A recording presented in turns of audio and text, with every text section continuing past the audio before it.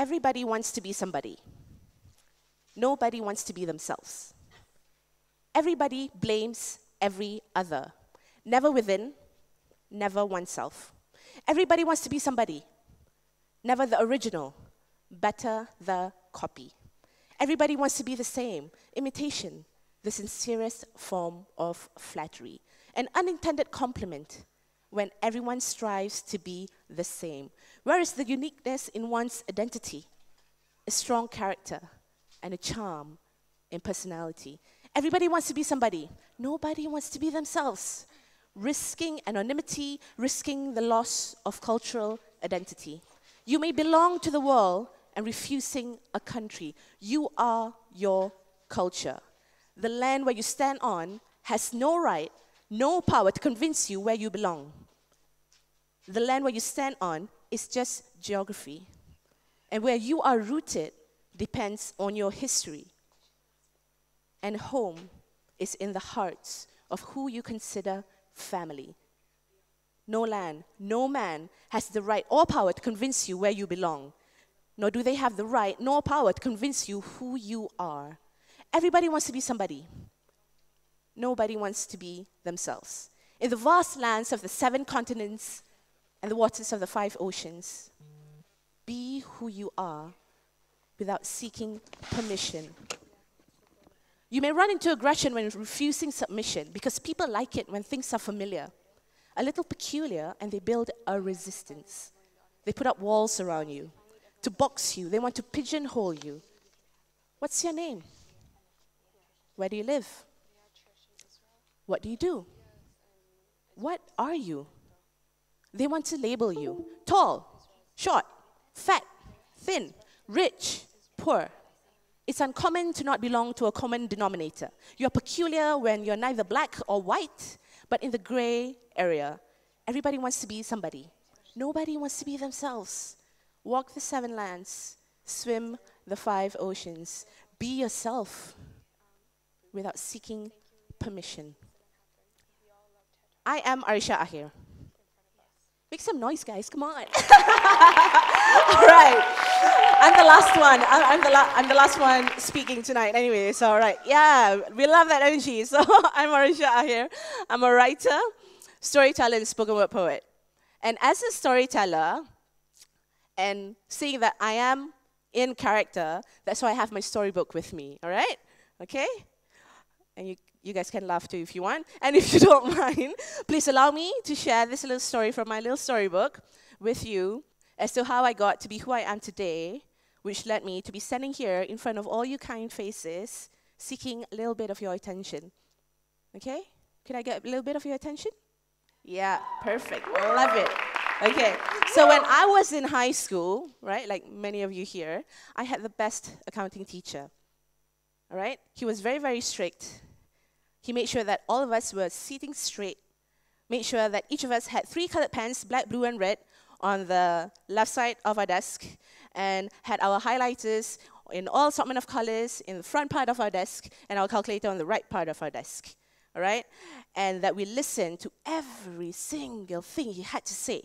As much as we were scared of him, because he was really, really strict, we also learned so much from him. And he made sure that each of us would leave the class understanding everything there is to know about that particular lesson on that particular day. So basically, he sparked my interest in numbers. And because of this, I went on to get a degree in accounting and financial management, right? And then, upon graduation, came back home, came back to Kuala Lumpur, and I worked in a bank. Why the bank? Because I was very curious about how the banking system works. All right, let's be honest. It's actually because I love money, and I just want to know how money works, lah. All right.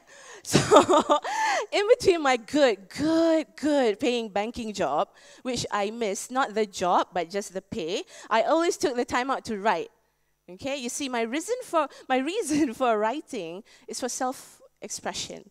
I often find it easier for me to express myself through written words as it is to just speak my thoughts or speak my feelings. And I used to write mostly poetry for only myself. I would never have thought to actually have it for public consumption. I was very scared, you know.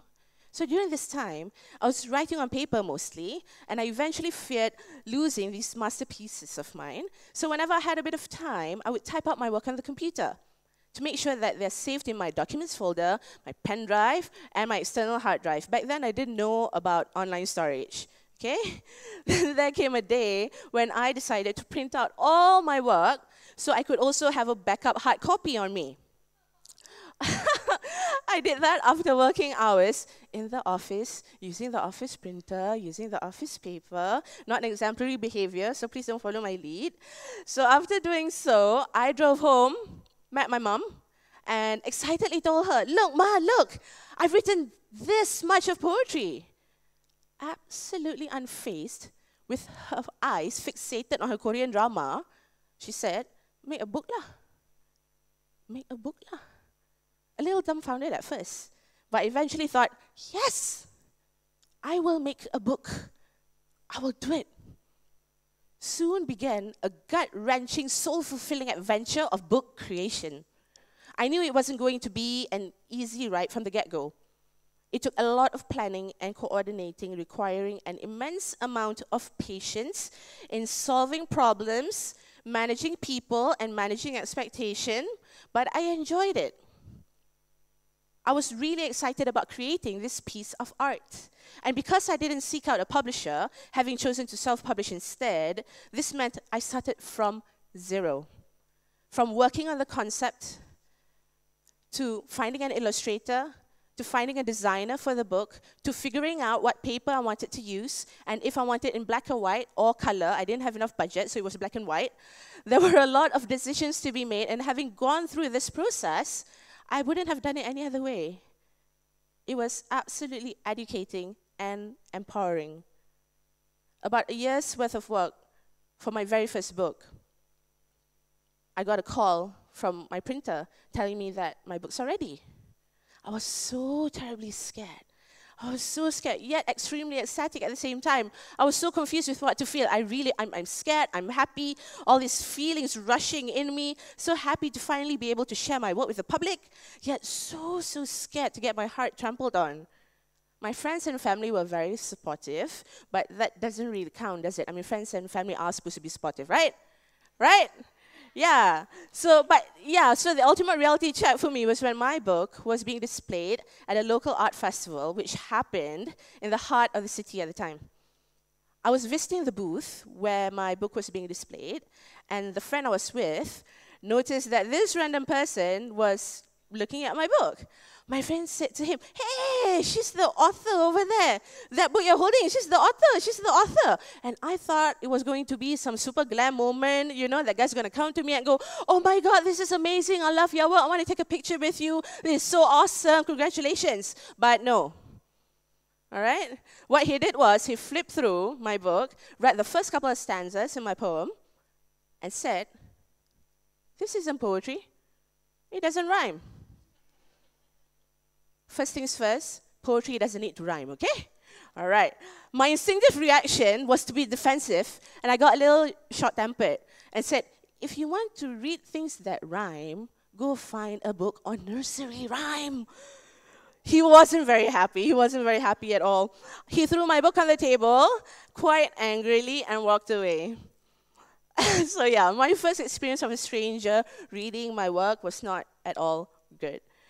I was quite affected by it for a little bit until my brother, who's also an artist, I mean, he's a singer-songwriter, he said to me, Arisha, for every 10 people you share your work with, half of them will hate it. The other half may like it. So you basically cannot satisfy everyone. Just be okay with that and you'll be fine. And I am okay with it. I'm fine with it. But that doesn't mean I wasn't affected. I wasn't affected when I started sharing my work on stage and got told off that my work was too romantic, too emotional, too simple, too difficult, too short, too long, too this, too that. Okay, everything wasn't right. Oh, why can't you memorize your lines? Why do you need a paper with you all the time, like right now? Truth is, I just have so many things that I want to say. I do not want to forget them. So it was a conscious decision to use my weakness as a strength. I incorporated my needing to hold on to a paper or a little book like this as a gimmick. But to each his own. Everyone has the right to their own opinion, but it doesn't mean that you need to get affected by it. I kept a strong hold on who I was as a person, and I refused to let what others think of me deter me from doing what I wanted to do and how I wanted to do it. We are unique individuals with personal stories, personal dreams, goals, and concerns. We are our own person. We have our own identity, different from one another. And more often than not, there are listening ears out there who are eager to listen to your unique story. My having said yes to creating a book has opened a whole new world to me. I've made a lot of friends all over the world. I've met so many like-minded people who appreciate art in all its form. I've been lucky enough to travel nationally and internationally, sharing my words, sharing my poetry. And what is most satisfying to me, as a writer, as a spoken word poet, as a performer, is when someone comes to me after reading my book or after a show and tell me they resonate with my work, that it felt as though the poem I have written was telling their narrative, and that they get it. Saying yes opens the door to endless possibilities. And every door you open will lead you to a room with more doors, which means more possibilities. So my idea is for you to say yes. Leave your comfort zone and get yourself on an adventure. It might be a little scary at first, but it's totally worth it. Saying yes can lead you to knowing where your strengths and weaknesses lie. Saying yes may lead you to knowing in what areas you flourish and what ignites your curiosity.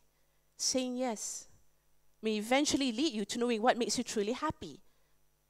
Saying yes will have you find yourself and to continue being yourself.